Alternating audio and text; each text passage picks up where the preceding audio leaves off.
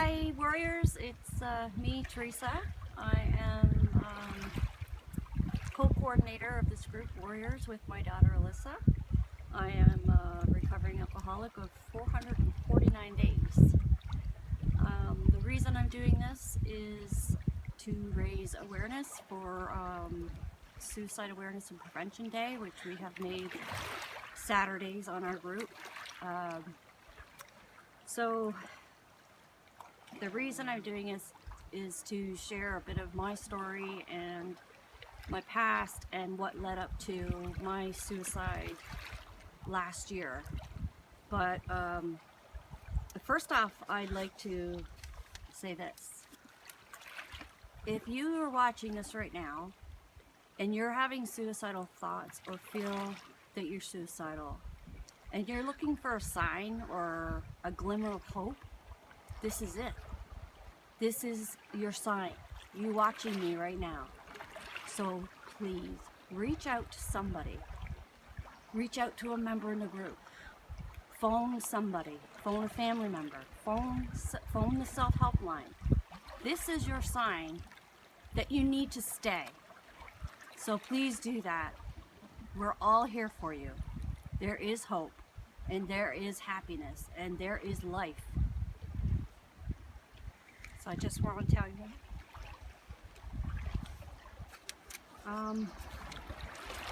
I'll start off with when my depression started. I was in my teens. I remember being depressed and having anxiety, but I really didn't know what it was then until my early 20s, when I was in an abusive relationship with Alyssa's father. I started having the panic attacks at work, and I honestly thought I was dying. I thought I was having strokes, heart attacks. So I was in Emerge a lot, and every single time I'd be there for hours. They'd run every test possible and then give me an Ativan and tell me that I needed to get rid of the stress in my life. So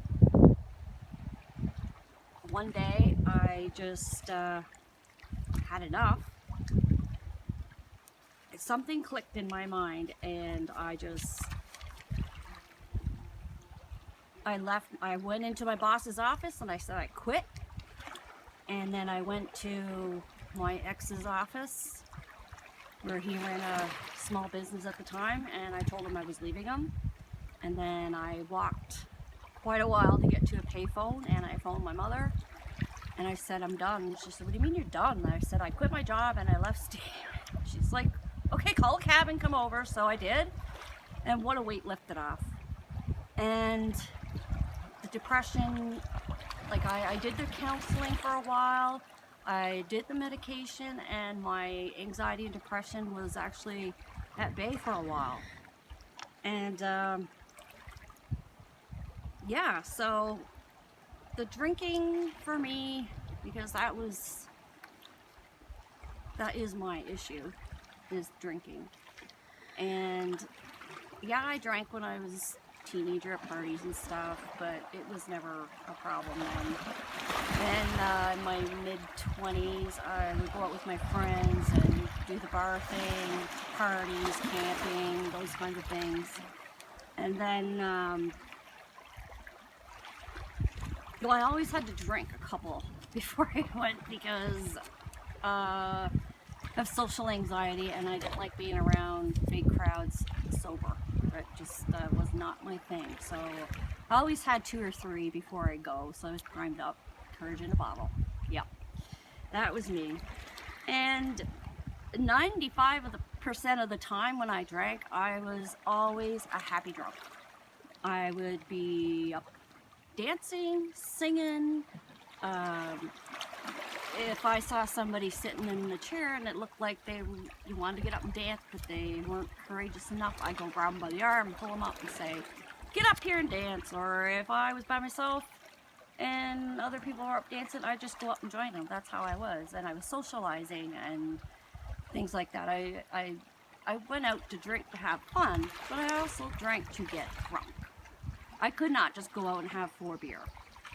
So but it didn't, it wasn't an everyday thing. It was just a weekend thing or whatever when Alyssa was gone with her dad. And so yeah, sitting and drinking was not my thing because I just get bored and tired. So then I met the father of my 2 younger kids, and things were good in the beginning, of course, it always is. And we would drink together, we would go to shed parties, I don't know, get-togethers, poker games, that kind of thing. And then the problems came along in the relationship, and I started drinking because I was stressed, drinking because I was mad, drinking because I was sad, drinking because I was happy. There was always a reason for me to drink. And it caused a lot of tension and just added to the problems that were already there in the relationship. And my ex had to take over a lot of my role because I was either in the bed depressed or in the bed hungover.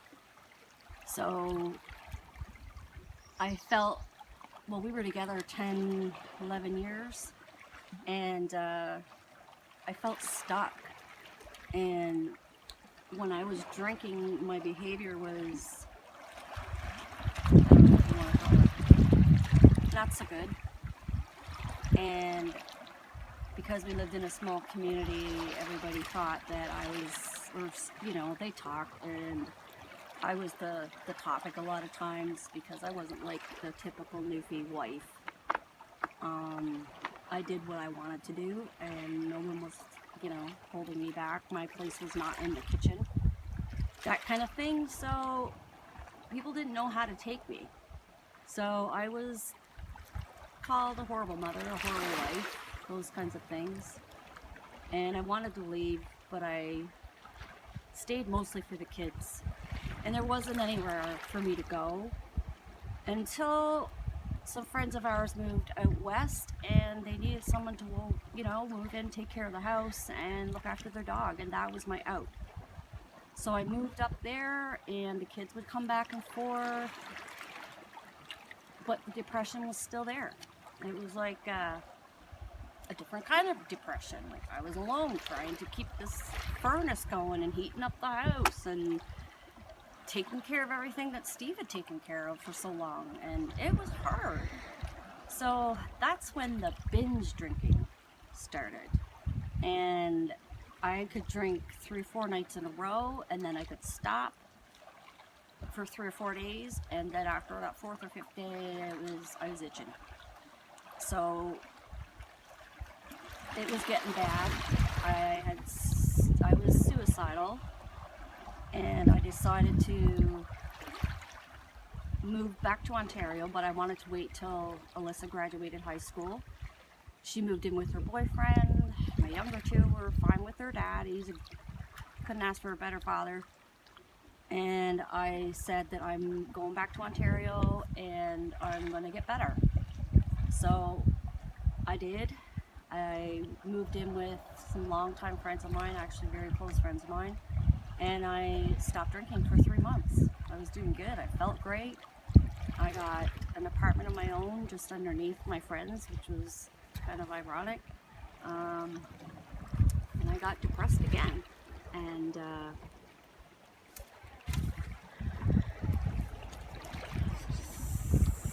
that a hawk? That's a hawk. Catch that, catch it. Where? How amazing is that? Sorry about that, guys.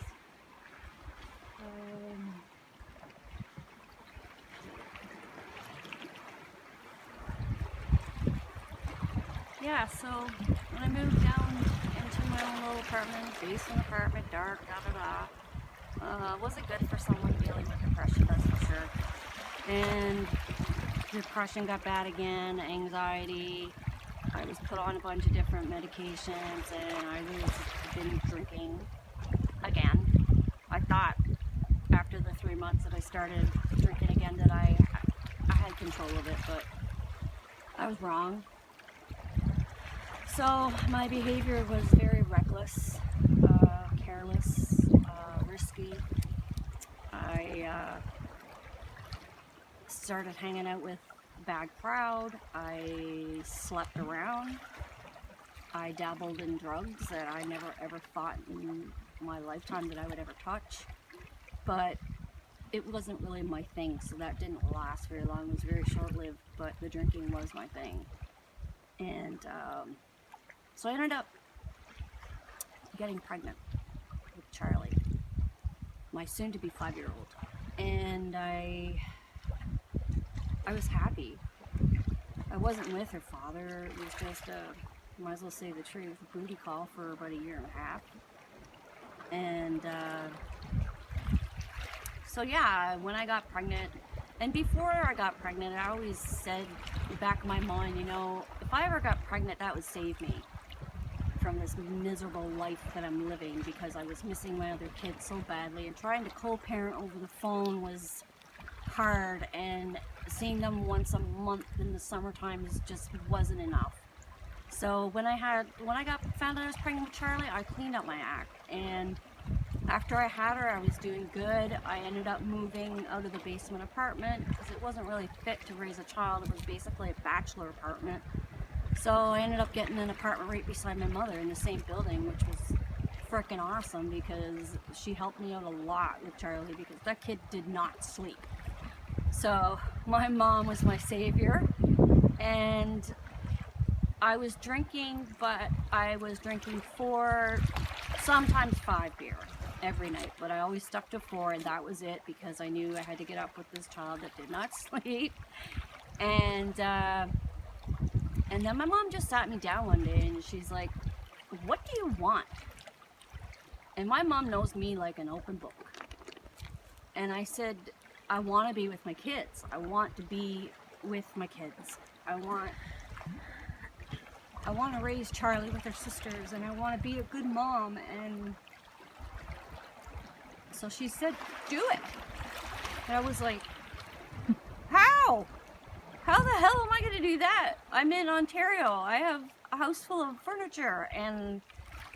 But I made the decision that moment, and I said, "I'm moving." And I was so excited. My mom was so excited for me, although she didn't want me to go, but she knew she wanted me to be happy.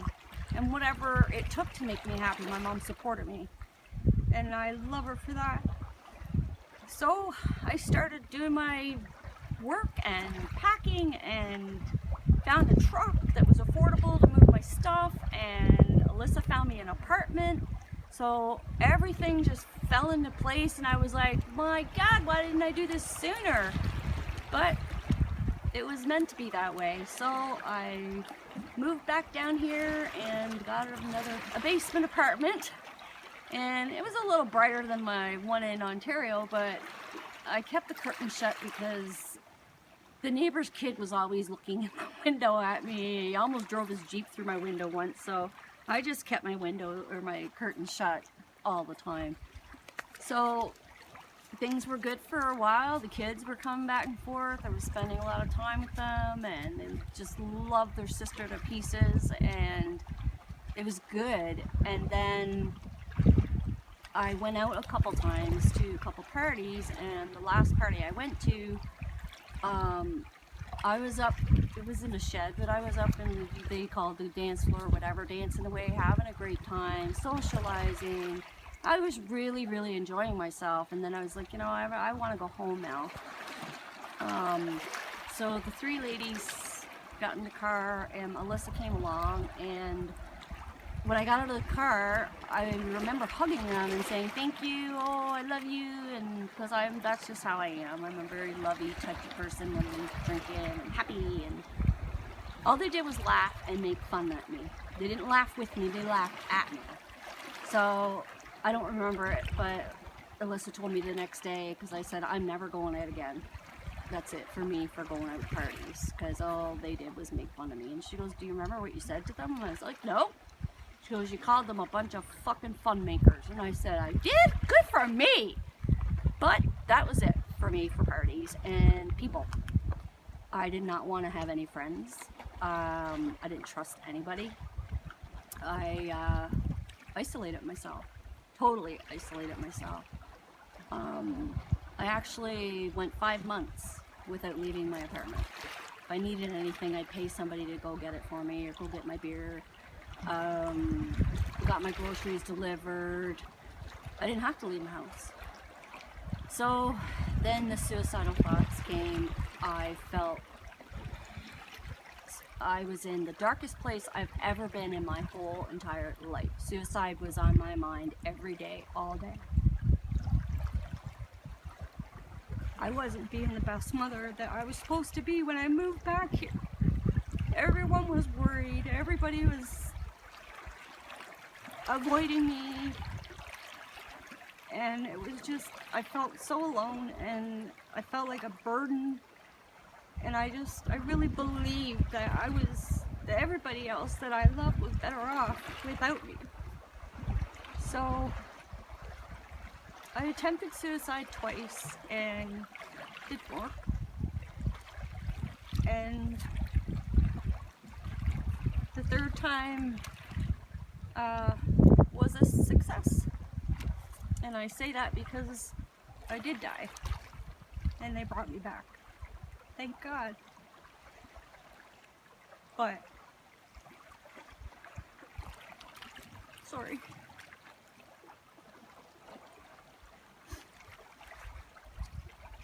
I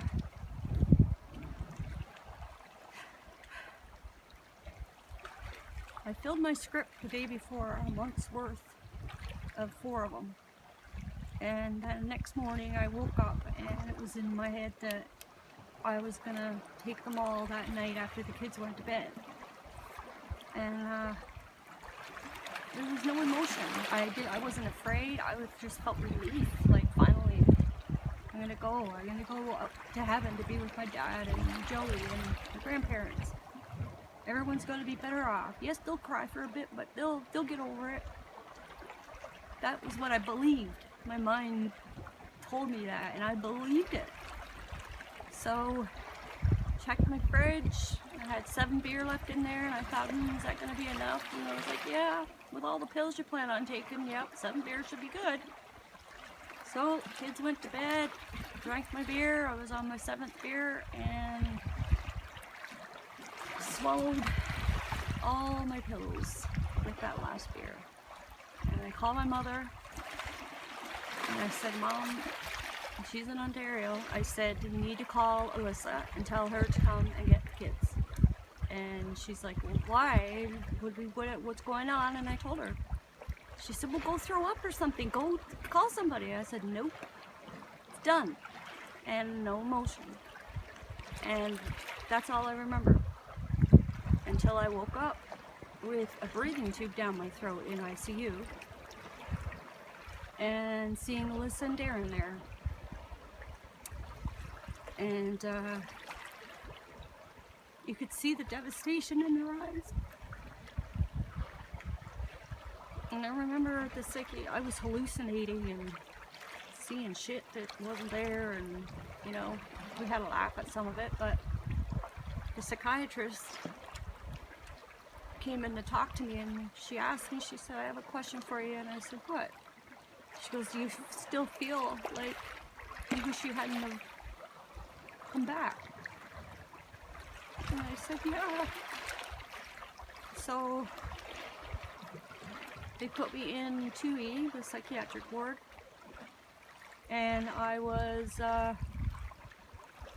scared, but I saw a girl down the hall and I was like, I know her. So we saw each other and we hugged each other. I was like, oh my God, it just felt so much better that I knew I had a familiar face there, and you know. But I didn't want to get too chummy with her or anybody else because I was given a second chance or another chance, and I wanted to get better. It was like I was on this high that I wanted to soak up everything I could in there. I wanted to learn everything I could to cope with life without drinking. I went to every meeting. I talked to nurses, counselors, whatever I had to do. And the psychiatrist told me, she says, you're ready to go. And this was like a week, and I said, no way.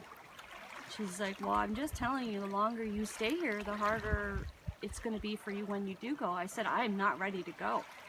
So I ended up staying for 2.5 weeks. And in that time, I met a lot of people and connected with a lot of people, patients, staff, visitors of patients, and it was an amazing, actually a really amazing experience, and I'm glad that I stayed and spoke up. And so when I did get out, I did not want to go back to my apartment. I went and stayed with Alyssa and Darren and got a place here in this beautiful, beautiful community. This here behind me is the view from my living room window. And it takes me probably 40 seconds to walk down here. This is my happy place. So, where I was so high on life, I was pink clouding, they call it. And I'm not sure if you guys know what that means, but it's a negative term used for people in early recovery. And it's very dangerous, actually. Very dangerous, because you're gonna come down. And when you do, you're gonna come down hard. And that's where it's so dangerous for relapse. Now, when I came down, I didn't desire to drink. I still do not have the desire to drink. I don't know what happened and why I don't have the urge to drink. Maybe God answered my prayers, because I prayed. I prayed and prayed a lot when I was down in that dingy apartment, that He would take the desire away, because I didn't want to live like that anymore. But either way, my prayers were answered.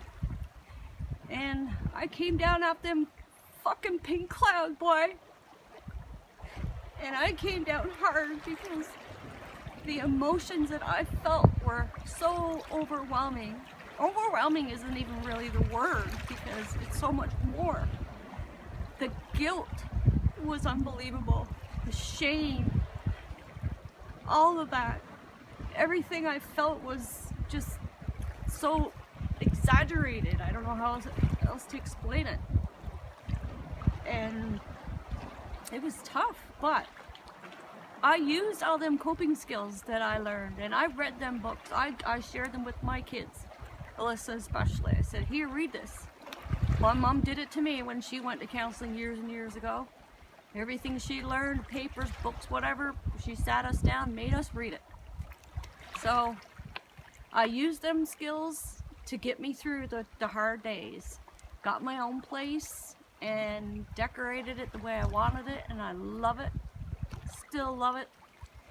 And I have my days where I'm an emotional mess, like I am today. Today is tough, because I've had to rehash a lot of stuff that I don't talk about every day. But I'm vulnerable, and I'm showing you that I'm vulnerable, and I'm human. And I was where a lot of you people are. And it's a bad place, but you know what? There's hope. Just reach out for it, please. Just stay. Just stay, please. Reach out to me. I'm there. Inbox me, inbox Alyssa, inbox Chrissy, inbox anybody. Call a lifeline. Call someone. Fuck, call a wrong number, for fuck's sake. Somebody, just call somebody. Go to the hospital. Do whatever you gotta do to fight, because you're a warrior, just like me. So with all that said, I appreciate you watching. And I love you all. I love this group. I love all of you in it. And I'm proud of all of you. All of you. So, keep on keeping on, warriors. I love you all. And thank you, Alyssa. You're welcome.